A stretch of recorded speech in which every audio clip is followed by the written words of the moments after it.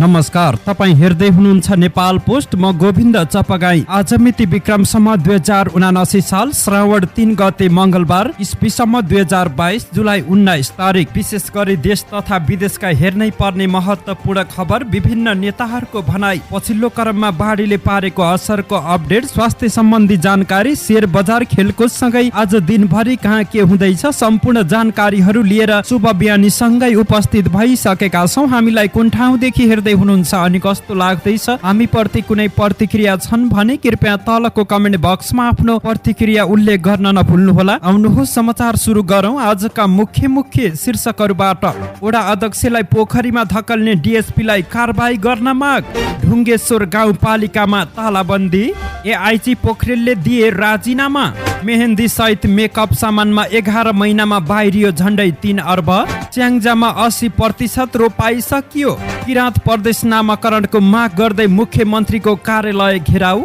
सुरु भयो बोलबम यात्रा, भिरकोटी मण्डपमा भएको आगलागीको छानबिन गरिने गृह मन्त्रीको भनाई, प्रश्न पत्र हुबहु प्रकरणमा शिक्षक र कर्मचारीमाथि छानबिन गर्न अनि राजस्व विभागको माग, सुराकीको बदनियतले निर्दोष व्यक्ति 12 दिनदेखि थुनामा, नागढुङ्गामा सवारी साधन स्क्यानिङ मेसिन जडान गरिँदै 1 महिना यार्सा गुम्बा टिपेर वर्षभरिको जोहो, एकीकृत समाजवादीमा झलनाथ खनालको बढ्दो पकड, संसदको आयु आगामी चुनावको मनोनयन दर्ताको दिनसम्म रहने सभामुखको चेतावनी, साइबर स्यालहरू भन्दै राष्ट्रिय सभामा खनिए सांसद, शपथ लिएर डेरामा फर्केपछि सबै स्वतन्त्र हरण भए भन्ने चिन्ता लागेको सभामुख सापकोटाको गुनासो, निर्माता शर्मिला पाण्डे एमाले प्रवेश गर्दै, नक्कली नोट ढुकुटीमा झुत्रा नोटको विक्रेट, हिमाल आरोहण गराउने कर्णाली सरकारको लक्ष्य अधुरै, सुर्खेतको चौकुनेले हटायो 45 जना करार कर्मचारी, रुकुम पश्चिम लैजाँदै गरेको रासायनिक मल सुर्खेतबाट बरामद, निजी अस्पतालमा स्वास्थ्य बिमा कार्यक्रम बन्द, गोरखामा बोलेरोको ठक्करबाट 23 वर्षीय महिलाको ज्यान गयो, विभिन्न जिल्लामा 5 जना मृत अवस्थामा फेला, काभ्रेमा 3 वर्षपछि डेङ्गु संक्रमण, मंगलबार र बुधबार पनि धेरै स्थानमा पानी पर्ने सम्भावना, सुन चाँदीको मूल्य बढ्यो, 18 अङ्कले बढ्यो नेप्से कारोबार 1 अर्बमा सीमित, र नेपाल T20 लिग 4 टिम घोषणा, 2 टोली आउन बाँकी। अब सुन्नुहोस् पुरा समाचार। रूपन्देहीको तिलोत्तमा नगरपालिकाको 1 वडा अध्यक्षलाई पौडी पोखरीमा धकेल्ने प्रहरी अधिकारीलाई नेकपा एमाले कारबाही गर्न माग गरेको छ। आइतबार नगरसभा स्थगित गरेको विरोधमा नेकपा एमालेबाट निर्वाचित जनप्रतिनिधिले विरोध प्रदर्शन गरेका थिए। त्यसक्रममा इलाका प्रहरी कार्यालय बुटोलका प्रमुख डिएसपी ठग बहादुर केसीले वडा नम्बर 4 का वडा अध्यक्ष हरिबहादुर छेत्रीलाई धकेल्दै मणिग्राम पार्टी प्यालेसको पौडी पोखरीमा चोभलेको भिडियो सामाजिक सञ्जालमा सार्वजनिक भएको थियो। त्यसक्रममा रूपन्देहीका प्रहरी प्रमुख उपरीक्षक रविन्द्र रेग्मीले पनि जनप्रतिनिधिहरूलाई धकेलेका थिए। उक्त घटनाको आपत्ति जनाउँदै नेकपा एमाले रूपन्देहीले डिएसपी केसी र नगरपालिकाका प्रमुख प्रशासकीय अधिकारी जीवन ग्यावालीलाई कारबाही गर्न प्रमुख जिल्ला अधिकारी समक्ष माग गरेको छ। सोमबार ज्ञापन पत्र लिएर जिल्ला स्तरीय नेता र तिलोत्तमा नगरपालिकामा एमालेबाट निर्वाचित जनप्रतिनिधि जिल्ला प्रशासन कार्यालय पुगेका थिए। जिल्लाको ढुङ्गेश्वर गाउँपालिकामा तालाबन्दी भएको छ। करारमा कार्यरत कर्मचारीलाई हटाएको भन्दै गाउँपालिकाले तालाबन्दी गरेको हो। गाउँपालिकामा करारमा कार्यरत कर्मचारीहरूको करार सम्झौताको म्याद थप हुनुपर्ने माग राख्दै आन्दोलनमा उत्रिएका कर्मचारीहरूले गाउँपालिकामा तालाबन्दी गरेका हुन्। करारका कर्मचारीलाई हटाउने निर्णय सच्याउनु पर्ने माग गर्दै करारका कर्मचारी र नेपाली काङ्ग्रेसले आन्दोलन थालेका हुन्। जागिरबाट हटाइएका करारका कर्मचारी तथा राजनीतिक दलहरूले गाउँपालिकाको कार्यालयमा तालाबन्दी गरेको ढुङ्गेश्वर गाउँपालिका 2 का वडा अध्यक्ष एम बहादुर बिष्टले बताए। आन्दोलनमा गाउँपालिकाले जागिरबाट हटाएका करार कर्मचारीको भन्दा बढी नेपाली काङ्ग्रेसका नेता कार्यकर्ताहरूको उपस्थिति देखिएको स्थानीयले बताएका छन्। गाउँपालिकामा नेपाली काङ्ग्रेसले ज्ञापन पत्र बुझाउन आएको थियो। अहिले जबरजस्ती तालाबन्दी गरिएको छ। उपाध्यक्ष कलावती नेउपानेले भनिन्। उनले करारका कर्मचारीहरूलाई आफ्नो मागहरू शान्तिपूर्ण ढङ्गले राख्न समेत आग्रह गरेकी छिन्। उनले करारमा कार्यरत कर्मचारीहरूको सम्झौता नवीकरण नगर्ने निर्णय विरुद्धको आन्दोलनलाई राजनीतिकरण गर्न नहुने बताएकी छिन्।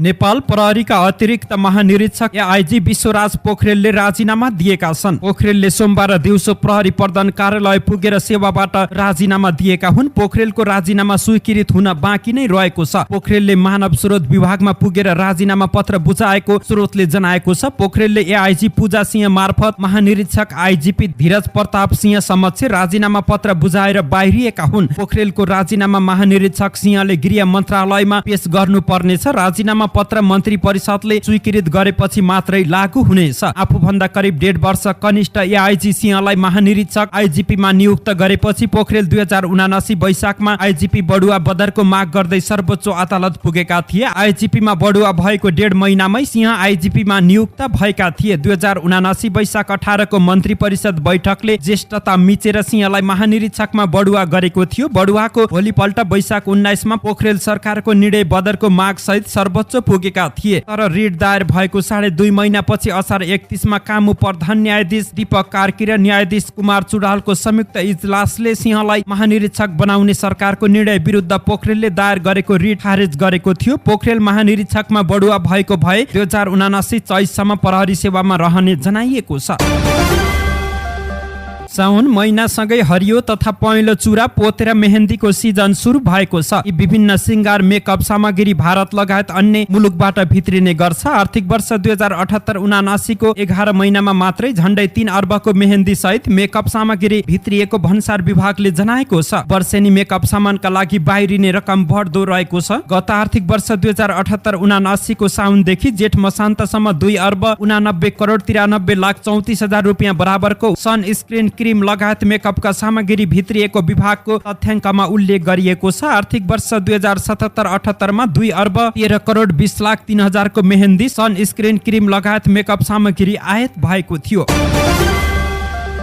असारको अन्तिम दिनसम्म स्याङ्जामा 80% रोपाई सकिएको छ। रोपाई हुने कुल क्षेत्रफल मध्ये अब 20% भूभागमा भने रोपाई हुन बाँकी रहेको छ। कालीगण्डकी र गल्याङमा 60% रोपाई भएको छ। आँधी खोला, फेदी खोला, अर्जुन चौपारी गाउँपालिका र पुतली बजार, भिरकोट, वालिङ नगरपालिकामा 95% रोपाई सकिएका छन्। यस्तै चापाकोट, बिरुवा, हरिनासमा 80% रोपाई सकिएको छ। जिल्लामा 80% धान खेत रोपेर सकिएको कृषि ज्ञान केन्द्रका प्रमुख विनोद हमालले जानकारी दिए। आँधी खोला, ज्याग्दी खोला, कालीगण्डकी नदीको पानीले सिंचित गर्दै धान रोपिन्छ। जिल्लामा 16,000 हेक्टरमा धान खेती भएको कृषि अधिकृत ईश्वरी प्रसाद अर्यालले जानकारी दिएका छन्। छिट्टै पर्याप्त वर्षा भएका कारण यो वर्ष किसानले समयमै धान रोप्न पाएका हुन्। साउनको अन्तिमसम्म रोपिने टारी खेत पनि यसपटक रोपिसकिएका छन्। सिंचाई पुगेका खेतमा जेठको तेस्रो सातादेखि रोपाई सुरु गरिन्छन्, तर असारको तेस्रो सातादेखि भने यहाँ खडेरी परेको छ। आँधी खोला किनार, कालीगण्डकी नदी किनार, ज्याग्दी खोला किनार, चापाकोट, टार, रत्नपुर, कुवाकोट, गल्याङका क्षेत्र सेतीदोबान फाँटहरू र बिरुवा फाँटहरू धान उत्पादनका पकेट क्षेत्र मानिने गर्दछन्। दहथुम, सोरेक, खिलुङ, पुतली बजार, वालिङ, चापाकोट, रत्नपुर, मल्याङकोट, चिन्नेबास, सेतीदोबान, बिरुवा, बिरघा, अर्जुन चौपारी, राङभाङ, तुलसी भन्ज्याङ, जगत भन्ज्याङ, गल्याङमा पनि धान उत्पादन अत्यन्तै राम्रो हुने गरेको छ।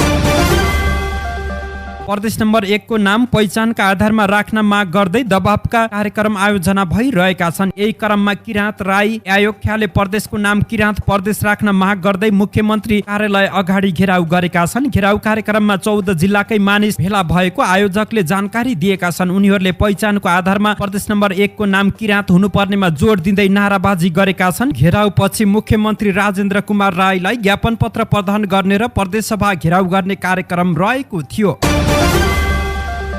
हिजो साउनको पहिलो सोमबार साउन महिनाको अर्को रौनक हो बोलबम। निश्चित समूह बनाएर हरेक सोमबार पानीको मुहान नजिक गएर चोखो पानी लिएर शिवालयसम्म पुगेर अर्पण गर्ने र चोखो नितो गर्ने चलनलाई बोलबम भनिन्छ। देशका विभिन्न भागमा बोलबम यात्रा सुरु भएको छ। काठमाडौँको पशुपति बोलबम मेला भर्नका लागि काठमाडौँ साथै छिमेकी मुलुक भारतबाट समेत भक्तजनहरू आउने गरेका छन्। साउन महिनाको सोमबार हिन्दू धर्मावलम्बी नारीहरूले भगवान शिवको पूजा आराधना गर्ने गर्दछन्। साउन महिनाको सोमबार शिव को प्रिय दिन मानिन्छ। दिनभर व्रत बसेर शिवको पूजा गर्नाले मनको इच्छा पूरा हुने धार्मिक विश्वास रहेको छ।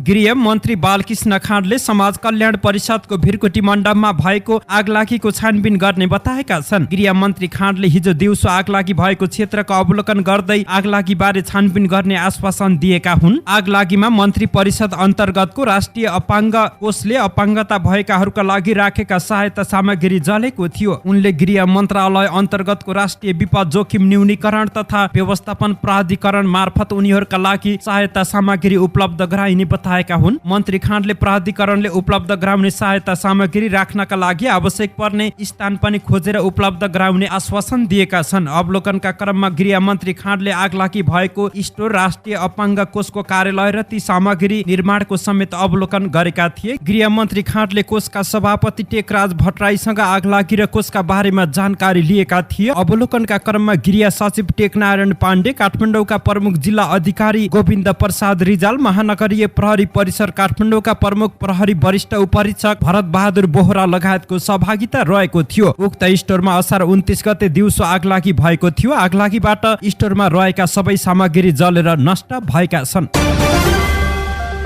नेकपा एमालेको विद्यार्थी संगठन अनिराज बिउले त्रिभुवन विश्वविद्यालयको विभिन्न तहका प्रश्नपत्र निर्माणका क्रममा देखिएका विकृति र लापरवाही रोक्न माग गरेको छ। अध्यक्ष सुनिता बराल सहितको टोलीले हिजो सोमबार त्रिविका परीक्षा नियन्त्रक पुष्पराज जोशीलाई 10 बुँदे माग पत्र बुझाउँदै परीक्षा प्रणाली सुधार गर्न माग गरेको हो। हालै मात्र त्रिविको विभिन्न तहको परीक्षामा गत वर्षकै प्रश्न दोहोरिएको, निजी कलेजको आन्तरिक परीक्षाको प्रश्नपत्र हुबहु मिलेको जस्ता समस्या देखिएका थिए। अनिराज बिउले अनुशासन भङ्ग गर्ने, परीक्षा केन्द्र मिलेमतो गर्ने, शिक्षक कर्मचारीहरूको अध्ययन गरी प्रतिवेदन तयार गरी सार्वजनिक गर्न माग गरेको छ।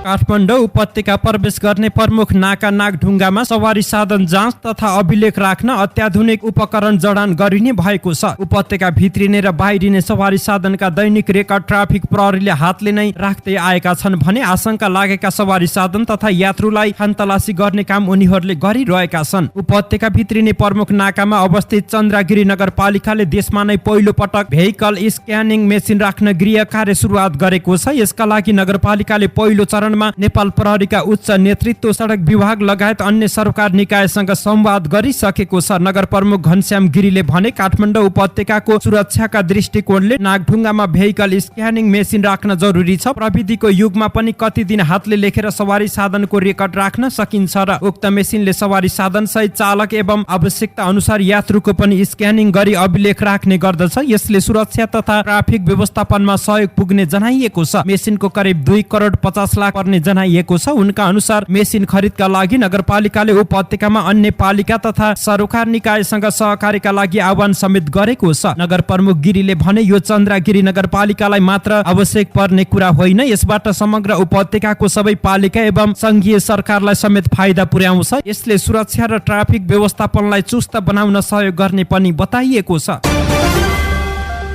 अपी हिमाल गाउँपालिका 2 का गोविन्द सिंह कार्की सानैदेखि यार्सा गुम्बा टिपेर आफ्नो खर्च जुटाउने गरेका छन्। उनी वर्षका 12 महिना मध्ये 1 महिना उच्च हिमाली भेग स्थित यार्सा गुम्बा टिप्न जाँदा वर्षभरिलाई खर्च जुटाउने गर्छन्। पढाइ सामान्य साक्षर भएका कार्की यार्सा गुम्बाकै कारण परिवारको जोहो चलाउने गर्दछन्। घरमा 2 बुढाबुढी छन्। आय स्रोतका रूपमा यार्सा गुम्बा बाहेक अरू विकल्प रहेको छैन। खेतीपाती गरेर वर्षभरि खान नपुग्ने पनि यार्सा गुम्बाका कारण 1 महिना कडा मेहनत गरे वर्षभरि खान लगाउन पुग्ने उनी सुनाउँछन्। 1 महिना यार्सा गुम्बा संकलन गरेर झण्डै रु 4 लाख कमाई भयो। उनले भने 1 महिनामै वर्षभरिको कमाई हुन्छ भने मजदुरी गर्न भारत किन जानु पर्यो? त्यो बाहेक सानातिना काम गाउँका योजनामा गरिन्छ। यार्सा गुम्बाकै कारण पछिल्लो समय भारतमा मजदुरी गर्न जाने कोही हुँदैनन्। यार्सा गुम्बाको समयमा महिला पुरुष स्कुले बालबालिका यार्सा गुम्बा संकलन गर्न लेकतिर जाने गर्दछन्। 2 वर्ष कोरोनाका कारण यार्सा गुम्बा संकलनमा समेत असर पर्यो। यस वर्ष यार्सा गुम्बा वैशाखमै संकलन भयो। संकलन गरेकाहरूले अहिले यार्सा गुम्बा बिक्री गरिसकेका छन्।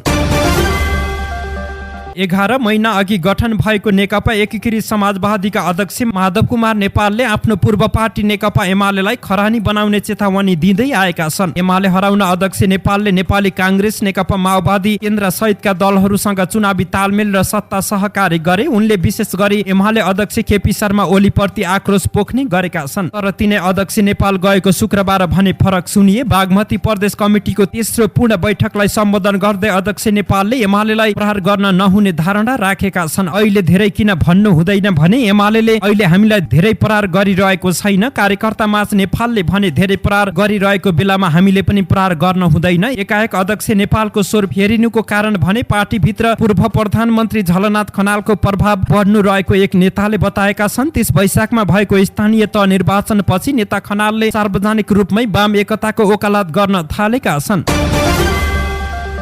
प्रतिनिधि सभाका सभामुख अग्निप्रसाद सापकोटाले वर्तमान संसदको आयु आगामी निर्वाचनको मनोनयन दर्ताको दिनसम्म रहने बताएका छन्। उनले त्यसैमा फाइनल भइ नसके पनि सोही दिनसम्म आयु रहन्छ भन्ने मोटामोटी निश्चित रहेको उनको भनाइ रहेको छ। यो संसदको आयु नोमिनेसनसम्म रहन्छ भन्ने छ, त्यसमा फाइनल होइन, मोटामोटी नोमिनेसनको दिनसम्म संसद रहन्छ। सोमबार सञ्चारकर्मीहरूसँग उनले भने उपसभामुखको शपथको दिन पनि यसबारेमा प्रधानमन्त्रीले छलफल टुङ्गोमा पुगौं भनेर उल्लेख गर्दै उनले अब सबै निकायसँग छलफल गरेर निर्णयमा पुगिने पनि बताएका छन्। यससँगै सभामुख अग्नि सापकोटाले आफूले पहिलो पटक सभामुखको शपथ लिएर डेरामा फर्केपछि आफूलाई आफ्ना सबै स्वतन्त्र हरण भए भन्ने चिन्ता लागेको बताएका छन्। तर काम गर्दै जाँदा आफूलाई ठुल्ठुला विश्वविद्यालयका भन्दा पनि बढी शिक्षा लिने मौका पाएको उनले बताएका छन्। उनले काम गर्ने क्रममा कतिपय कमी कमजोरी भएको हुन सक्ने भन्दै आफूलाई प्रशंसा भन्दा आलोचना गरिदिन पत्रकारहरूलाई आग्रह समेत गरेका छन्। नेकपा माओवादी केन्द्रका सांसद सुरेन्द्र कुमार आले मगरले पार्टी अध्यक्ष पुष्पकमल दाहालको भारत भ्रमणमा प्रधानमन्त्री शेरबहादुर देउवा पत्नी आर्जु राणा देउवासँग भएको भेटसँग जोडेर झुट प्रचार गरिएको भन्दै आपत्ति जनाएका छन्। सांसद आले मगरले गलत हल्ला फैलाउने कार्य भएको भन्दै आक्रोश पोखे। उनले त्यस्तो हल्ला फैलाउनेलाई साइबर च्यालको संज्ञा पनि दिएका छन्। सोमबार राष्ट्रिय सभा बैठकमा विशेष समय लिएर बोल्दै उनले भारतीय जनता पार्टीका विदेश विभाग प्रमुख विजय चौथाइवालेको उपस्थितिमा भएको पार्टी अध्यक्ष दाहाल र राणा बीचको भेटमा यस्तो सहमति हुनै नसक्ने जिकिर गरेका छन्। नेपाल कम्युनिस्ट पार्टी नेकपाका महासचिव नेत्र विक्रम चन्द विप्लवले नेपालको राजनीतिमा जङ्गबहादुर राणाको पालाको भन्दा पनि भद्दा भएको टिप्पणी गरेका छन्। हिजो सोमबार काठमाडौँमा पार्टी निकटको पत्रिका विमोचन कार्यक्रममा बोल्दै महासचिव विप्लवले वर्तमान शासन व्यवस्थाबाट कोही पनि जनता सन्तुष्ट हुन नसकेको भन्दै वर्तमान शासन व्यवस्थालाई लुटेराहरूको व्यवस्थाको संज्ञा दिएका छन्। उनले अहिले दलालहरू बीच आलो पालो मन्त्री हुने, कुम्ल्याउने, लुट्ने, देशको सम्पत्ति उडाउने र जनतालाई दुःख दिने बाहेक अरू केही पनि भएको दाबी समेत गरेका छन्। राणा शासनमा जसरी आफ्ना भारतदारहरूलाई रोलक्रम बाँड्थ्यो, आज नेपालका सांसदवादी पार्टीहरू विदेशी साम्राज्यवादीका एजेन्टहरू रोलक्रम लगाउँदैछन्। महासचिव विप्लवले भने 6 महिनामा मन्त्री फेर्ने, देशको ढुकुटी उडाउने र बेरोजु र अर्थतन्त्र तहस नहस पार्ने तर जनताप्रति उत्तरदायी काम नगर्ने जटिल परिस्थिति देखिएको भन्दै उनले आक्रोश पोखेका हुन्। नेकपा एमालेका अध्यक्ष केपी शर्मा ओलीले कलाकार राजनीतिमा आउनु स्वागत योग्य रहेको बताएका छन्। फिल्म निर्मात्री शर्मिला पाण्डेलाई पार्टी प्रवेश गराउने बारे छलफल गर्न पार्टी केन्द्रीय कार्यालय च्यासलमा भएको भेटमा ओलीले यस्तो बताएका हुन्। साथै उनले कलाकार राजनीतिमा आउनु जरुरी भएको समेत बताएको ओलीलाई उद्धृत गर्दै पाण्डेले जनाइन्। पछिल्लो समय हलमा रिलिज भएको फिल्म चिसो मान्छे र यसअघिको आमा बारे आफूले धेरै कुरा सुनेको बताउँदै अध्यक्ष ओलीले ती फिल्म हेर्ने इच्छा समेत व्यक्त गरेका छन्। ओलीसँगको भेटपछि सञ्चारकर्मीहरूसँग कुरा गर्दै निर्मात्री पाण्डेले आगामी साता आफू एमाले प्रवेश गर्ने निदो भएको बताएकी हुन्। अध्यक्षज्यूसँग पार्टी प्रवेश बारे छलफल भयो र आउने साता पार्टी पस्दैछु उनले भनिन्। फिल्म पनि बनाउने र चुनाव पनि लड्ने योजना भएको उनले बताएकी छिन्। प्रहरी समायोजन साउन महिनाभित्र गर्न अल्टिमेटम दिएका प्रदेश गृह मन्त्रीहरू शीर्ष नेताहरूलाई दबाब दिन काठमाडौँ आएका छन्। हिजो बिहान एकीकृत समाजवादीका अध्यक्ष माधव कुमार नेपाललाई भेटेका उनीहरूले केही बेरमा जनता समाजवादी पार्टीका अध्यक्ष उपेन्द्र यादवलाई भेटेका हुन्। अपराह्न 4:30 बजे माओवादी केन्द्रका अध्यक्ष प्रचण्डलाई भेट्न कुमलटार पुगेका थिए। हिजै प्रधानमन्त्री शेरबहादुर देउवालाई भेट्न बालुवाटार गएको मध्य प्रदेशका गृह मन्त्री भरत प्रसाद शाहले जानकारी दिएका छन्।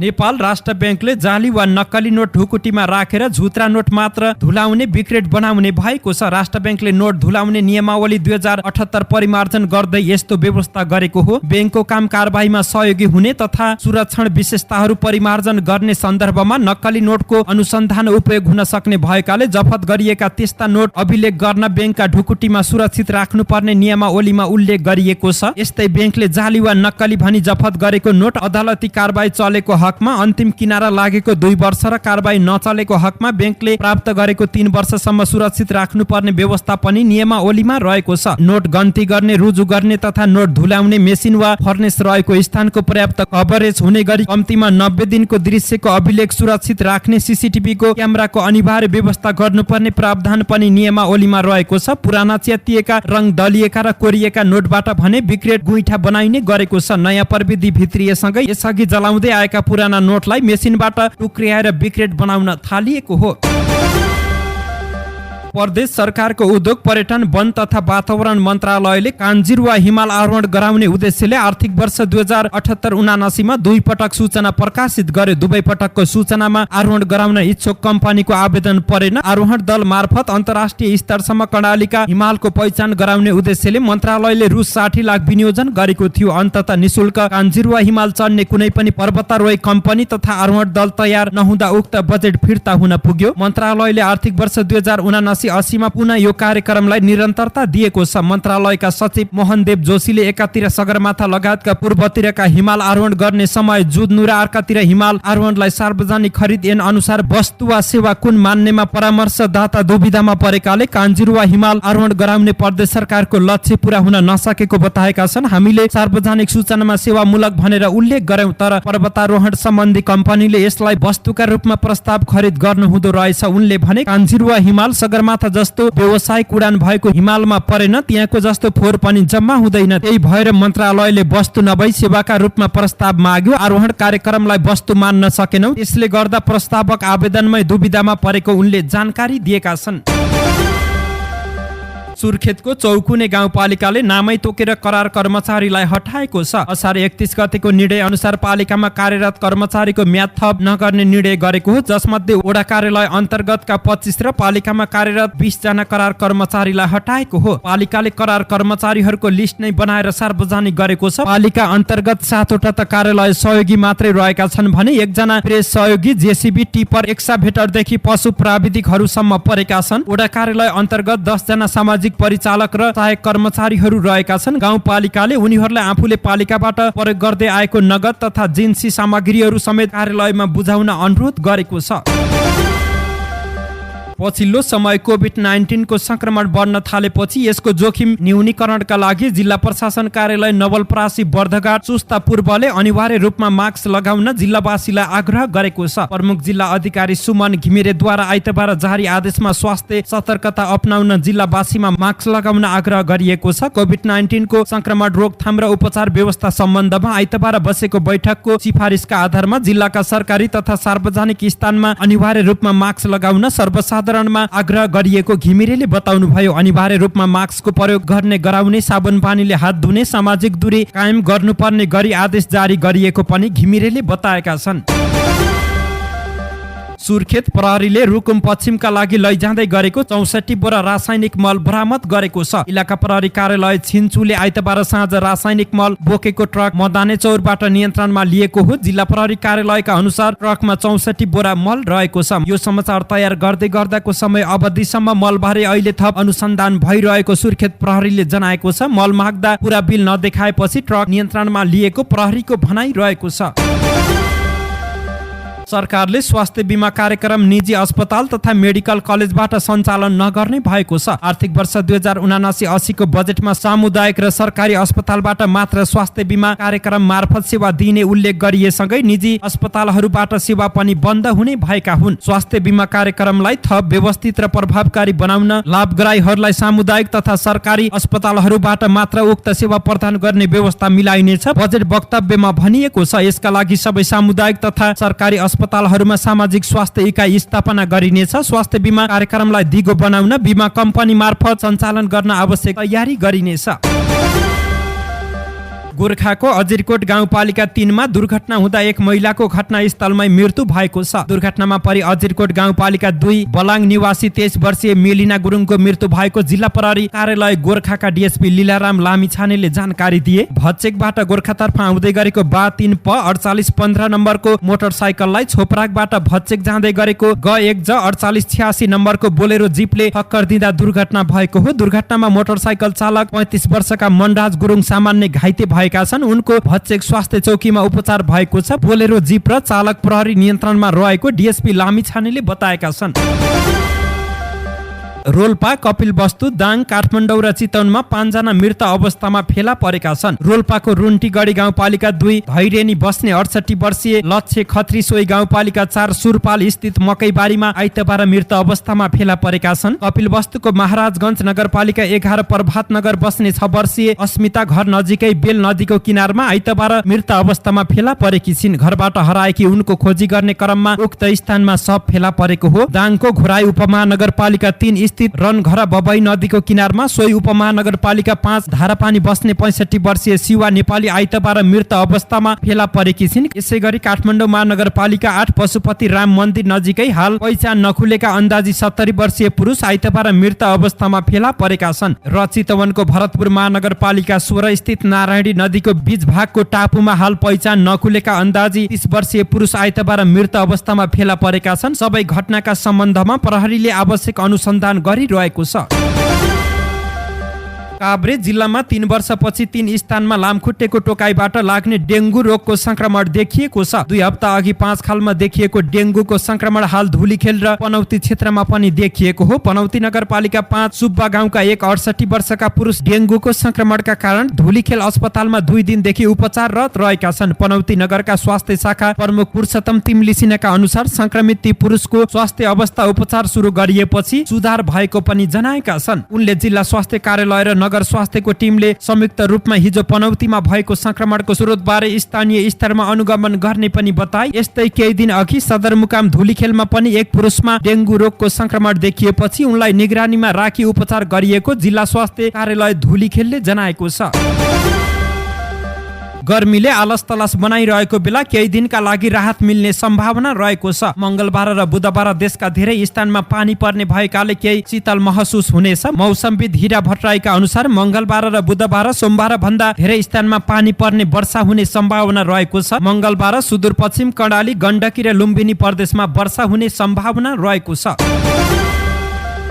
नेपाल सुनचाँदी व्यवसायी महासंघले हिजो सुनको मूल्य प्रति तोला 400 रुपियाँले बढेको जानकारी दिएको छ। महासंघले हिजोको कारोबार मूल्य तोक्दै आइतबारको तुलनामा सुनको मूल्य प्रति तोला 400 रुपियाँले बढेको जानकारी दिएको हो। यससँगै हिजो छापावाला सुनको मूल्य प्रति तोला 94,000 रुपियाँ पुगेको छ भने तेजाबी सुनको मूल्य 93,500 रुपियाँ रहेको छ। आइतबार छापावाला सुनको मूल्य प्रति तोला 93,600 रुपियाँ रहेको थियो। यस्तै तेजाबी सुनको मूल्य प्रति तोला 93,100 रुपियाँ रहेको थियो। यसैगरी हिजो चाँदीको मूल्य प्रति तोला 5 रुपियाँले बढेको छ। यससँगै हिजो चाँदीको मूल्य प्रति तोला 1165 रुपियाँ पुगेको छ भने जुन आइतबार 1160 रुपियाँमा कारोबार भएको थियो। हिजो सोमबार शेयर बजार परिसूचक नेप्सेमा 18 अङ्कको सुधार आएको छ। अघिल्लो दिन 1.93 अङ्कले बढ्दै 2011.39 अङ्कमा अडिएको नेप्सेमा हिजो थप 18.03 अङ्कले बढ्दै 2029.43 अङ्कमा उक्लिएको हो। यस दिन क वर्गको सेन्सेटिभ इन्डेक्स समेत 2.83 अङ्कले बढ्दै 388.76 अङ्कमा उक्लिएको छ।